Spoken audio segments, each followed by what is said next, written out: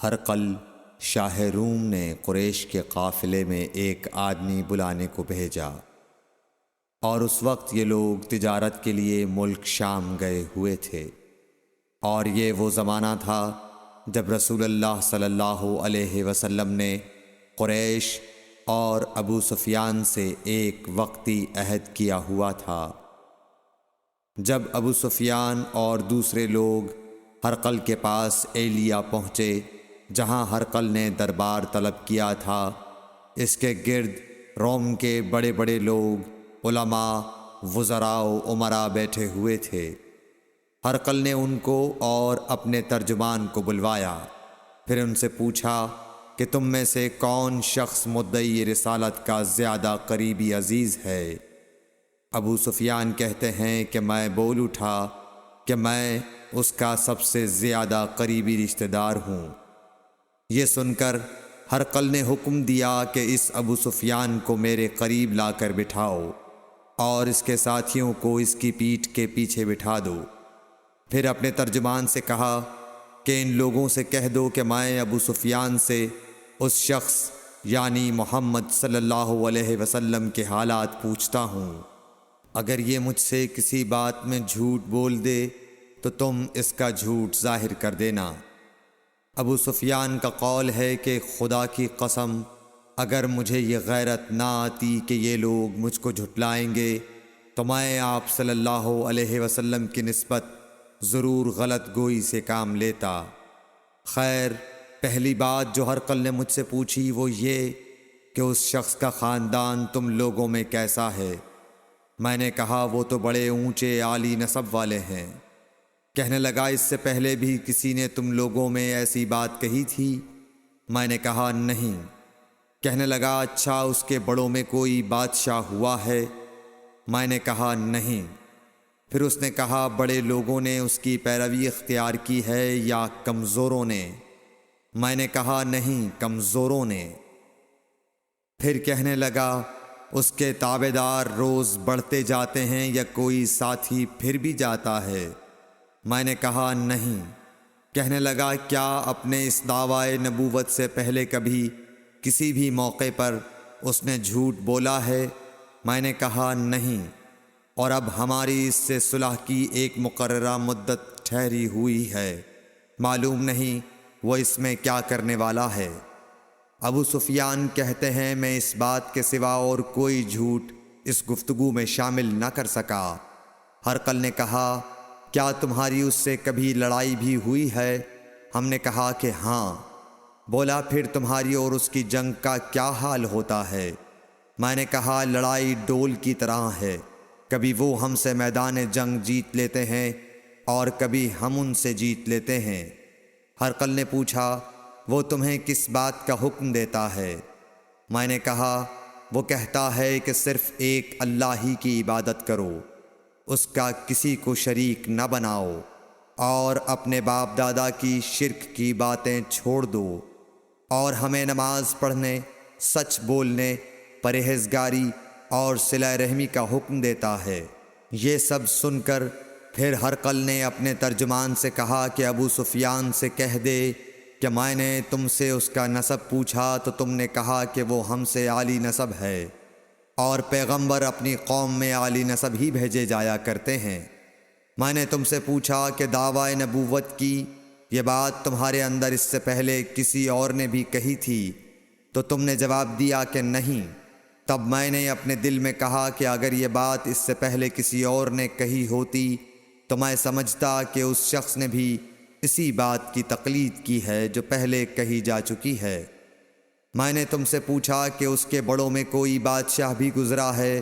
تو تم نے کہا کہ نہیں۔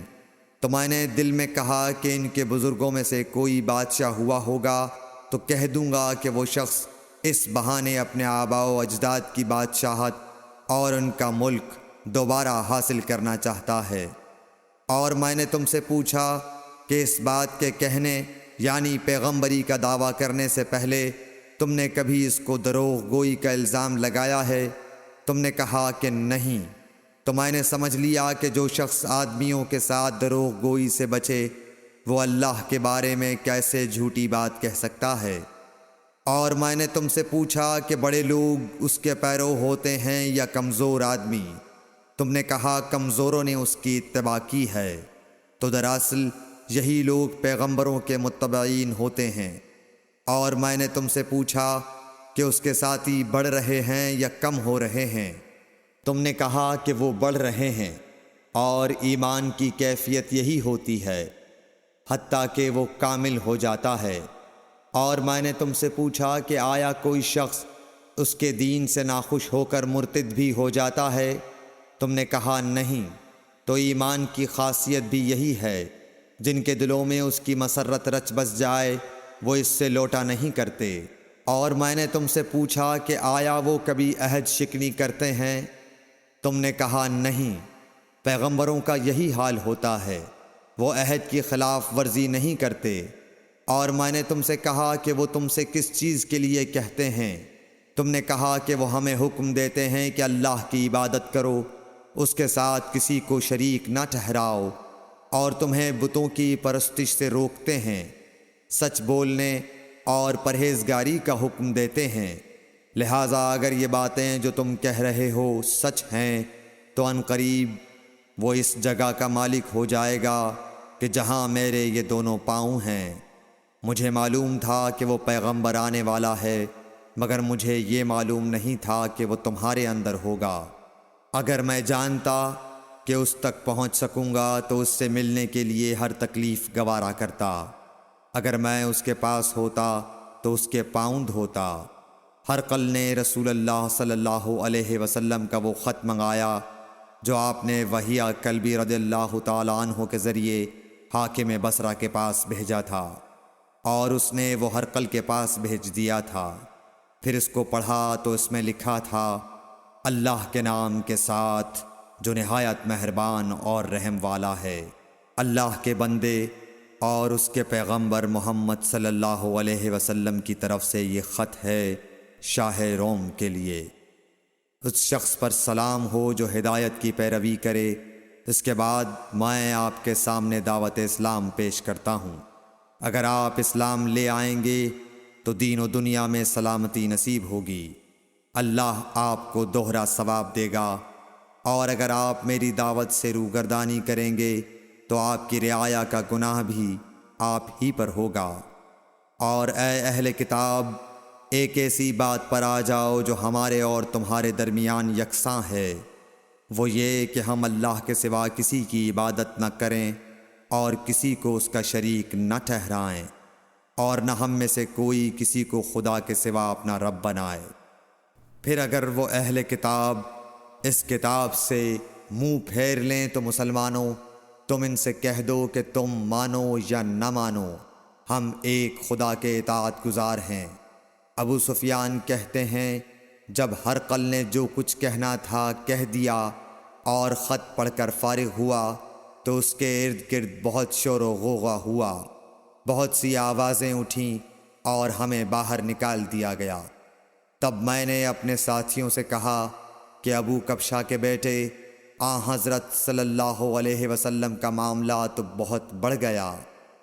دیکھو تو اس سے بنی اصفر روم کا بادشاہ بھی ڈرتا ہے۔ مجھے اس وقت سے اس بات کا یقین ہو گیا کہ حضور صلی اللہ علیہ وسلم ان قریب غالب ہو کر رہیں گے، حتیٰ کہ اللہ نے مجھے مسلمان کر دیا۔ راوی کا بیان ہے کہ ابن ناطور ایلیا کا حاکم ہرقل کا مصاحب اور شام کے نصارہ کا لاٹ پادری بیان کرتا تھا کہ ہرقل جب ایلیا آیا ایک دن صبح کو پریشان اٹھا تو اس کے درباریوں نے دریافت کیا کہ آج ہم آپ کی حالت بدلی ہوئی پاتے ہیں، کیا وجہ ہے؟ ابن ناطور کا بیان ہے کہ ہرقل نجومی تھا، علم نجوم میں وہ پوری مہارت رکھتا تھا۔ اس نے اپنے ہم نشینوں کو بتایا کہ میں نے آج رات ستاروں پر نظر ڈالی تو دیکھا کہ ختنہ کرنے والوں کا بادشاہ ہمارے ملک پر غالب آ گیا ہے۔ بھلا اس زمانے میں کون لوگ ختنہ کرتے ہیں؟ انہوں نے کہا کہ یہود کے سوا کوئی ختنہ نہیں کرتا، سو ان کی وجہ سے پریشان نہ ہوں۔ سلطنت کے تمام شہروں میں یہ حکم لکھ بھیجیے کہ وہاں جتنے یہودی ہوں سب قتل کر دیے جائیں۔ وہ لوگ انہی باتوں میں مشغول تھے کہ ہرقل کے پاس ایک آدمی لایا گیا جسے شاہ غسان نے بھیجا تھا۔ اس نے رسول اللہ صلی اللہ علیہ وسلم کے حالات بیان کیے۔ جب ہرقل نے سارے حالات سن لیے تو کہا کہ جا کر دیکھو وہ ختنہ کیے ہوئے ہے یا نہیں۔ انہوں نے اسے دیکھا تو بتلایا کہ وہ ختنہ کیا ہوا ہے۔ ہرقل نے جب اس شخص سے عرب کے بارے میں پوچھا تو اس نے بتلایا کہ وہ ختنہ کرتے ہیں۔ تب ہرقل نے کہا کہ یہی محمد صلی اللہ علیہ وسلم اس امت کے بادشاہ ہیں جو پیدا ہو چکے ہیں۔ پھر اس نے اپنے ایک دوست کو رومیہ خط لکھا اور وہ بھی علم نجوم میں ہرقل کی طرح ماہر تھا۔ پھر وہاں سے ہرقل حمص چلا گیا۔ ابھی حمص سے نکلا نہیں تھا کہ اس کے دوست کا خط اس کے جواب میں آ گیا۔ اس کی رائے بھی حضور صلی اللہ علیہ وسلم کے ظہور کے بارے میں ہرقل کے موافق تھی کہ محمد صلی اللہ علیہ وسلم واقعی پیغمبر ہیں۔ اس کے بعد ہرقل نے روم کے بڑے آدمیوں کو اپنے حمص کے محل میں طلب کیا اور اس کے حکم سے محل کے دروازے بند کر لیے گئے۔ پھر وہ اپنے خاص محل سے باہر آیا اور کہا، اے روم والو، کیا ہدایت اور کامیابی میں کچھ حصہ تمہارے لیے بھی ہے؟ اگر تم اپنی سلطنت کی بقا چاہتے ہو تو پھر اس نبی صلی اللہ علیہ وسلم کی بیعت کر لو اور مسلمان ہو جاؤ۔ یہ سننا تھا کہ پھر لوگ وحشی گدھوں کی طرح دروازوں کی طرف دوڑے مگر انہیں بند پایا۔ آخر جب ہرقل نے اس بات سے ان کی یہ نفرت دیکھی اور ان کے ایمان لانے سے مایوس ہو گیا تو کہنے لگا کہ ان لوگوں کو میرے پاس لاؤ۔ جب وہ دوبارہ آئے تو اس نے کہا، میں نے جو بات کہی تھی اس سے تمہاری دینی پختگی کی آزمائش مقصود تھی، سو وہ میں نے دیکھ لی۔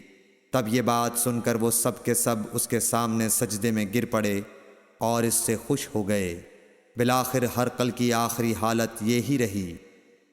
صحیح بخاری حدیث نمبر 7۔